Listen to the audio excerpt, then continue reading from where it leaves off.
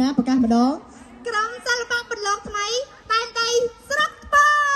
Glory Retusa Dr. T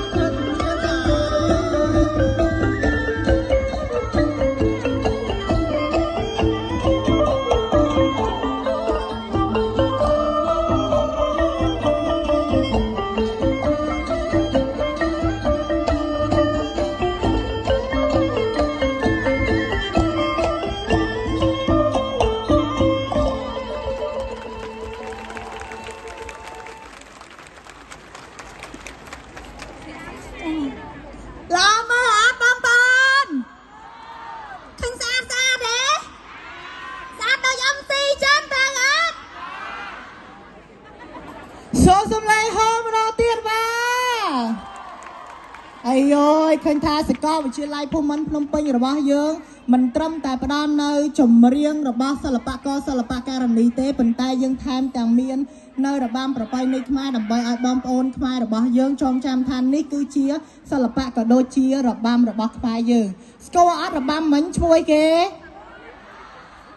bác mấy có score bà bom ôn chlat khao mình tên tăng bật âm gì còn chẳng thay ao thế tai bài chưa sao bên cha còn mau tí ní sạch thấy sạch chlat hay bạc cài tiền đấy âm xin chẳng trời ác chôm dây ai tặng chàng chẳng tôm bom và thiên công anh dây pi chầm nào bà đom to luôn tích ngày nâng nè bà chẳng